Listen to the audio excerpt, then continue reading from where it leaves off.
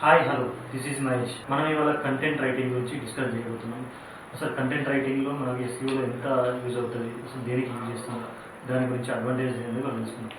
అసలు content writing అంటే ఏంటిది అంటే, first of all content writing అంటే సింపుల్ అండి, నథింగ్ బట్ కంటెంట్ రైటింగ్ అంటే సింపుల్ అండి, ఏం లేదండి. కంటెంట్ రైటింగ్ అంటే మన బిజినెస్ రిలేటెడ్ సర్వీస్ రిలేటెడ్ దానికి ఆ కంటెంట్ని creating high value and valuable content create చేయాలండి. సింపుల్ అండి. High value and content creating అంటే high high quality and valuable content create చేయడం. అది మన వెబ్సైట్కైనా సర్వీసెస్కైనా దేనికైనా అండి. దీన్నే సింపుల్గా కంటెంట్ రైటింగ్ అంటే.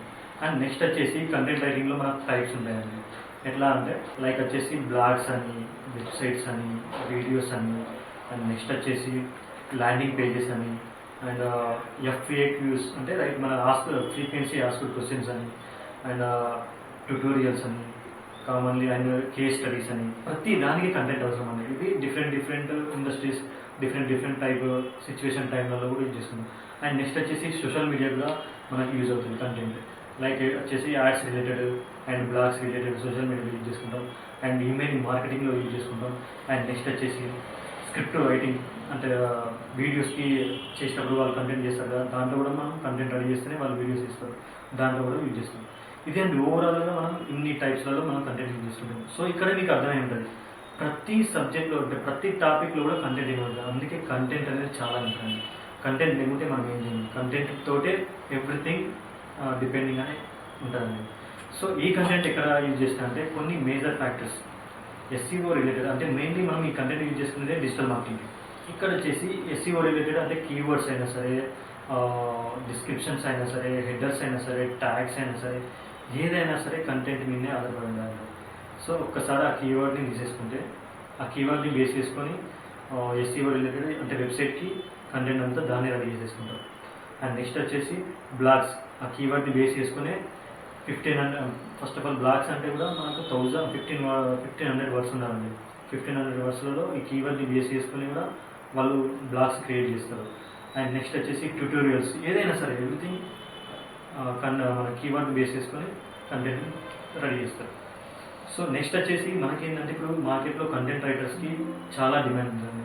మీరు ఎక్కడైనా వినండి, కంటెంట్ రైటర్స్ ఏం చేస్తారంటే ఫర్ వర్డ్ అని ఛార్జ్ చేస్తారు, లేదంటే ఫ్రీలాన్సింగ్ లాగా ఛార్జ్ చేస్తారు. నెక్స్ట్ వచ్చేసి కొన్ని ఏజెన్సీ బేస్డ్ కంపెనీస్ ఉంటాయి, వాళ్ళు కంటెంట్ రైటర్స్కి సమ్ అమౌంట్ అని చెప్పి వాళ్ళ హైర్ చేసుకుంటారు.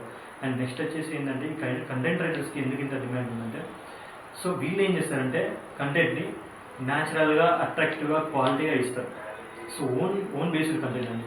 మనం ఇప్పుడు కంటెంట్ అనుకోగానే ఏం చేస్తాం, సింపుల్గా ఎక్కడో కాప్ చేసి పెడతాం కదా, పెట్టేయచ్చు, అప్లోడ్ చేయొచ్చు అనుకుంటాం. కానీ అది ఎప్పుడు కూడా ఎస్ఈఓకి ర్యాంకింగ్కి హెల్ప్ అవ్వదు.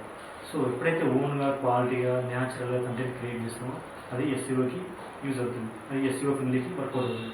ఎందుకంటే అప్పుడు ఆ కంటెంట్ని చూసి క్లిక్ చేస్తారు కదా, అప్పుడు ఏంటంటే కస్టమర్స్ అయినా ఆడియన్స్ అయినా ఎవరైనా సరే చూసి రీడ్ చేస్తారు. కొత్తగా ఉండాలి, కొత్తదనం ఉండాలి, జనాలకి కొత్తదనం ఉంటేనే అక్కడ వర్కౌట్ అవుతుంది. సో అందుకే కంటెంట్ అనేది అంత ఇంపార్టెంట్ అండి. అండ్ నెక్స్ట్ వచ్చేసి మరి ఈ కంటెంట్లో మనకు ఆన్లైన్ టూల్స్లలో కూడా మనం రీసెర్చ్ చేసుకోవచ్చు, తీసుకోవచ్చు. నేను వచ్చేసి ఎట్లా యూజ్ చేసుకుంటాను అంటే, నేను డిజిటల్ మార్కెటింగ్ చేస్తాను కాబట్టి నాకు వచ్చేసి యాడ్స్ రిలేటెడ్ అయినా సరే, డిస్క్రిప్షన్ రిలేటెడ్ అయినా సరే, ఇవన్నీ నేనంతా ఏం చేస్తానంటే, నాకు చాట్ జీపీటీ ఉందండి, ఏఐ టూల్స్ ఇప్పుడు ప్రజెంట్ ఏఐ టూల్స్ ట్రెండింగ్లో ఉన్నాయి. చాట్ జీపీటీ, గూగుల్ వచ్చేసి జెమినీ అని, నెక్స్ట్ వచ్చేసి ఏఐ టూల్స్, ఇంకా చాలా ఉంటాయి టూల్స్. నేనైతే చాట్ జీపీటీ, జెమినీ టూల్స్ ఎక్కువ యూజ్ చేస్తుంటాను.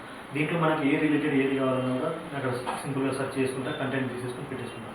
సో ఏఐ టూల్స్ కూడా ఫ్రీగా ఉన్నాయండి, ఇందులో కూడా మనం యూజ్ చేసుకోవచ్చు. అండ్ నెక్స్ట్ వచ్చేసి ఈ కంటెంట్కి ఎక్కడ డిమాండ్ బాగుందంటే మార్కెటింగ్ రిలేటెడ్ ఏదైనా సరే, marketing field, entertainment field, YouTubers, bloggers వీళ్ళందరికీ కంటెంట్ మీదే డిపెండ్ అవుతారు. ఒక కంటెంట్ ఉంటే ఆ కంటెంట్ని డెవలప్ చేసుకొని దాని తర్వాత స్క్రిప్ట్ వర్కౌట్ చేసేసుకొని వీడియో రూపంలో వాళ్ళు అప్లోడ్ చేయడం ఇదంతా జరుగుతుంది. సో ఎవ్రీథింగ్ అంతా డిపెండింగ్ ఆన్ కంటెంట్ అనేది. ఓకే. అండ్ నెక్స్ట్ వచ్చేసి ఈ కంటెంట్ వల్ల మనకి ఏం జరుగుతుందంటే, మనం చేసిన ఆ కంటెంట్ విజిబిలిటీ, ట్రాఫిక్ కానీ, కన్వర్షన్ కానీ ఎంత బాగుంటే, క్వాలిటీ ఉంటే మనకు ఆర్గానిక్ ట్రాఫిక్ వస్తుంది. సో ఇది ఓవరాల్గా మనకు website and ads related social media, Facebook, Instagram, లింక్డ్ఇన్లో కూడా మనం దీన్ని యూజ్ చేసుకోవచ్చండి. సో మార్కెట్లో మాత్రం కంటెంట్ రైటర్లకి చాలా డిమాండ్ ఉందండి. సో మీకు కూడా ఇంట్రెస్ట్ ఉంటే మీరు కంటెంట్ రైటర్ అవ్వచ్చండి. ఒక ఏదైనా ఇంట్రెస్ట్ ఉందంటే ఒక టాపిక్ తీసేసుకొని రాయడం నేర్చుకోండి, రైటింగ్ చేయడం. తర్వాత మీకు చిన్న చిన్న టిప్స్ కోసం గూగుల్ నుంచి ఏఐ టూల్స్ కూడా యూజ్ చేసుకొని వర్కౌట్ చేసుకోవచ్చు. సో దీని ద్వారా కూడా మీరు ఫ్యూచర్లో కంటెంట్ రైటర్ అవ్వచ్చు. ఇదే అండి ఓవరాల్గా మనకు కంటెంట్ రైటింగ్ ఎలా యూజ్ అవుతుంది, ఎలా చేసుకోవచ్చు అనేది. మీకు ఈ వీడియో నచ్చితే లైక్ చేయండి, సబ్స్క్రైబ్ చేయండి, షేర్ చేయండి. Thank you.